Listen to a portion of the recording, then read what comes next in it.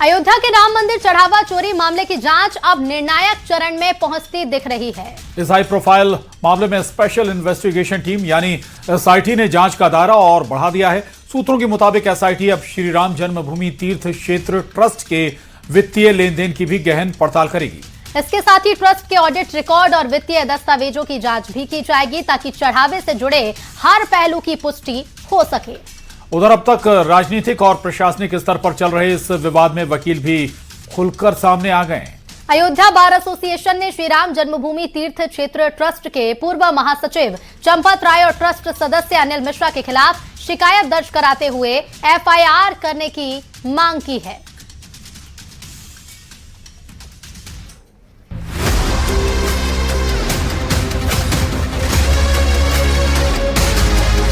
अयोध्या के राम मंदिर चढ़ावा चोरी मामले में अब कानूनी मोर्चा खुल गया है। अयोध्या बार एसोसिएशन ने श्री राम जन्मभूमि तीर्थ क्षेत्र ट्रस्ट के पूर्व महासचिव चंपत राय और ट्रस्ट सदस्य अनिल मिश्रा गोपाल राव के खिलाफ शिकायत दर्ज कराते हुए एफआईआर की मांग की है। बातचीत हुई, मुकदमा दर्ज करके कार्यवाही करेंगे। कितने लोगों के खिलाफ? चार। चंपत राय और ये राव जो हैं, क्या नाम? गोपाल राव, अनिल मिश्रा, किशोर। चलो। राम मंदिर चढ़ावा चोरी मामले में एसआईटी ने जांच का दायरा बढ़ा दिया है। एसआईटी अब श्री राम जन्मभूमि तीर्थ क्षेत्र ट्रस्ट के वित्तीय लेन देन की भी गहन पड़ताल करेगी। ट्रस्ट के ऑडिट रिकॉर्ड और वित्तीय दस्तावेजों की जांच होगी। एसआईटी प्रारंभिक रिपोर्ट राज्य सरकार को सौंप चुकी है। एसआईटी को 15 दिन का एक्स्ट्रा टाइम दिया गया है। अयोध्या में राम मंदिर चढ़ावा चोरी मामले में सुरक्षा व्यवस्था और कड़ी कर दी है। श्री राम मंदिर ट्रस्ट के ऑफिस की सुरक्षा बढ़ाई गई है। कार सेवकपुरम की सुरक्षा व्यवस्था भी मजबूत की गई है। जानकारी के मुताबिक तीर्थ क्षेत्र भवन की सुरक्षा में 4 दरोगाओं की अतिरिक्त तैनाती है। पीएससी का एक दस्ता भी सुरक्षा में है। ट्रस्ट के पूर्व महासचिव चंपत राय की सुरक्षा भी बढ़ा दी गई है। राम मंदिर का जो मुख्य प्रवेश द्वार है, जो बिरला धर्मशाला के सामने है, वहाँ पे पर्याप्त संख्या में सुरक्षाकर्मी तैनात किए गए हैं और उन सबको विधिवत ब्रीफ किया गया है कि वहाँ से जो भी श्रद्धालु आते हैं वो मंदिर में दर्शन करने के लिए जाते हैं, वो पंक्तिबद्ध होकर के यहाँ से जाते हैं। न उनको किसी तरह की रोक लगाई गई है, न ही मीडिया कर्मियों को किसी तरह की रोक लगाई गई है। अयोध्या के चर्चित राम मंदिर चढ़ावा चोरी मामले में आरोपी लवकुश मिश्रा की मुश्किलें अब और बढ़ती नजर आ रही हैं। प्रशासन ने अब उनकी संपत्ति से जुड़े मामले पर भी कार्रवाई शुरू कर दी है। सूत्रों के मुताबिक तय वक्त के अंदर संतोषजनक जवाब नहीं मिलने पर या बिल्डिंग कंस्ट्रक्शन उल्लंघन मिलने पर बुलडोजर एक्शन हो सकता है। वहीं कथावाचक देवकीनंदन ठाकुर का कहना है कि देश भर के प्रमुख सनातन मंदिरों में बेहतर प्रबंधन के लिए सनातन बोर्ड के गठन जरूरी है। देखिए, सनातन बोर्ड में होगा कि गरीब बहन बेटियों का विवाह होगा।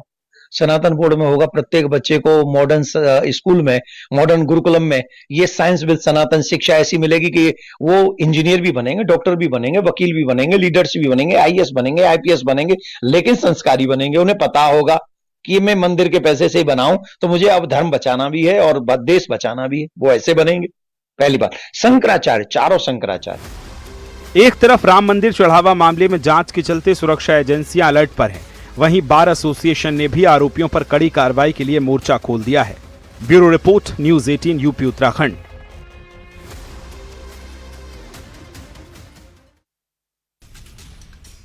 टीएमसी सांसद महुआ मोइत्रा पर अंडे फेंके जाने की घटना सामने आई है और पश्चिम बंगाल के नादिया में महुआ मोइत्रा पर अंडे फेंके गए हैं। महुआ मोइत्रा ने अंडे फेंकने का वीडियो जारी किया है। उन्होंने बीजेपी कार्यकर्ताओं पर अंडे फेंकने का आरोप लगाया है। महुआ मोइत्रा ने आरोप लगाया कि पार्टी कार्यकर्ताओं के साथ बैठक के दौरान बीजेपी के कार्यकर्ता इकट्ठा हुए और उनके खिलाफ नारेबाजी शुरू कर दी। इस दौरान कुछ लोगों की ओर से अंडे फेंके गए। उन्होंने ये भी कहा कि उन पर हमले के वक्त पुलिस के जवान वहीं खड़े होकर तमाशबीन बने रहे। वहीं इस मामले में अब आरोप प्रत्यारोप शुरू हो गया है। टीएमसी ने जहां महुआ मोइत्रा पर अंडे फेंके जाने की निंदा की है और वहीं बीजेपी ने इसे टीएमसी की अंदरूनी कलह और जनता की नाराजगी का नतीजा बताया है। পুলিশের সামনে look at the way they are throwing. Can you hear the noise? আওয়াজটা শুনতে পাচ্ছেন? Just see. And a huge mob of BJP workers gathered outside and started pelting eggs and stones and everything through the windows and eggs. And when I came to the window to see what was happening, हम सुना है, देखो ना पश्चिम बंगाल का law and order problem क्या है। MP घुसने नहीं सकता है। कल हाईकोर्ट का ऑर्डर भी हुआ, उस ऑर्डर के बाद भी पुलिस कुछ नहीं सुनता है। तो किसी को कोई जगह में घुसने नहीं देता है, मोहम्मद को भी घुसने नहीं देगा। बीजेपी लोग कर रहा है, तो ये बीजेपी लोग कर रहा है। मुख्यमंत्री जी जो वो बड़ा बात करते हैं विधानसभा में, लेकिन कोई लॉ एंड ऑर्डर नहीं है। श्रमिक भट्टाचार्य बड़ा लेक्चर देता है, प्रोफेसर का स्टाइल में लेक्चर देता है, लेकिन लॉ एंड ऑर्डर को पूरा नष्ट कर दिया। लेकिन आम जनता अगर अंडा फेंके, अगर तृणमूल कांग्रेस के ऊपर अंडा फेंके, तो हम लोग क्या कर सकते हैं? ये पुलिस का काम नहीं है।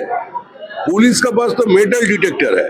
हम पुलिस को पूछा था क्यों ऐसा हो रहा है, इससे पश्चिम बंगाल का छवि खराब हो रहा है। तो लोगों का कहना है हम किसका पॉकेट में हाथ डालें, ये डालना भी तो रिस्की है। पॉकेट में किसका अंडा है, तो उसको ढूंढने के लिए कोई तो मशीन हमारा पास नहीं है। ये बंद होना चाहिए, इससे पश्चिम बंगाल का फेस लॉस हो रहा है।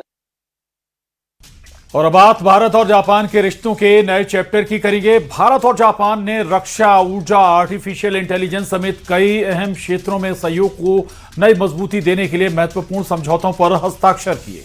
नई दिल्ली के हैदराबाद हाउस में प्रधानमंत्री नरेंद्र मोदी और जापान के प्रधानमंत्री सानाए ताकाइशी की मौजूदगी में हुए इन समझौतों को दोनों देशों की रणनीतिक साझेदारी के लिए एक बड़ा कदम माना जा रहा है।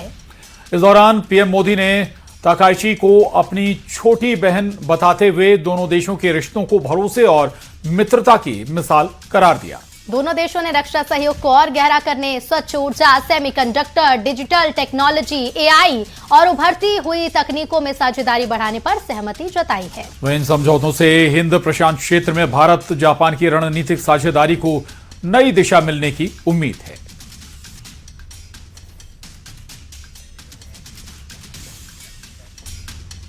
और अब बात मध्य प्रदेश की आज की सबसे बड़ी खबर की। कांग्रेस के राजेंद्र भारती की विधानसभा सदस्यता समाप्त होने के बाद खाली हुई दतिया विधानसभा सीट पर उपचुनाव का बिगुल बज चुका है। 6 जुलाई को दतिया विधानसभा उपचुनाव की अधिसूचना जारी होगी। उम्मीदवार 13 जुलाई तक अपना नामांकन दाखिल कर सकेंगे, जबकि 14 जुलाई को नामांकन पत्रों की स्क्रूटनी होगी। नामांकन वापसी की आखिरी तारीख है 16 जुलाई और इसके बाद 30 जुलाई को जनता ईवीएम का बटन दबाकर दतिया के नए विधायक का फैसला करेगी। मतों की गणना यानी नतीजों का ऐलान 3 अगस्त को होगा और 4 अगस्त तक चुनाव की पूरी प्रक्रिया संपन्न कर ली जाएगी। और आखिर दतिया विधानसभा सीट पर उपचुनाव क्यों हो रहे हैं, ये भी आपको समझा देते हैं। दरअसल 2023 के विधानसभा चुनाव में राजेंद्र भारती ने कांग्रेस के टिकट पर जीत हासिल की थी। अप्रैल 2026 में कांग्रेस एमएलए राजेंद्र भारती को कोर्ट से सजा हो गई। राजेंद्र भारती को कोऑपरेटिव बैंक घोटाले में दोषी पाया गया। दिल्ली की राउज एवेन्यू कोर्ट ने राजेंद्र भारती ने 3 साल की सजा राजेंद्र भारती को सुनाई गई। वहीं 3 साल की सजा के साथ राजेंद्र भारती की सदस्यता समाप्त हो गई और 2 साल या उससे ज्यादा सजा पर सदस्यता खत्म हो जाती है। और इसी वजह से अब इस सीट पर उपचुनाव होने जा रहे हैं, जिसकी तारीखें भी सामने आ चुकी हैं। प्रदेश के अंदर फिर आप दतिया में चुनाव जो हो रहा है, एक तरफ निर्मला सप्रे पे फैसला नहीं आता, वो फैसला आता तो आप पूरे प्रदेश को पता है कि किस प्रकार का फैसला आया। कि आप समझते हैं कि दतिया एक महत्वपूर्ण जगह है जहां पर भारतीय जनता पार्टी के एक बड़े नेता को चुनाव हराया था हमारे भारती जी ने।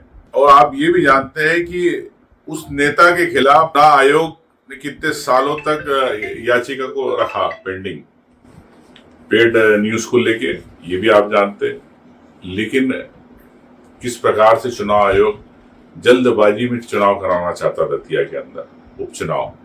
देखिए, भारतीय जनता पार्टी हमेशा चुनाव को लेकर कोई विशेष तैयारी नहीं करती। हम तो हमेशा जनता के बीच होते हैं और जब जब चुनाव का अवसर आता है तो चुनाव के अवसर पर जो रणनीति होती है उसकी तैयारी हमारी हमेशा से रहती है। दतिया में हम सब जानते हैं कि कांग्रेस पार्टी के जो विधायक थे जिनका चुनाव रद्द हुआ, राजेंद्र भारती जी, उनके द्वारा किस प्रकार का भ्रष्टाचार और घोटाला किया गया खुद उस बैंक में सबको पता है। तो भारतीय जनता पार्टी पूरी तैयारी के साथ है और चुनाव को लेकर जो औपचारिकताएं हैं उसको हम समय पर पूर्ण करेंगे।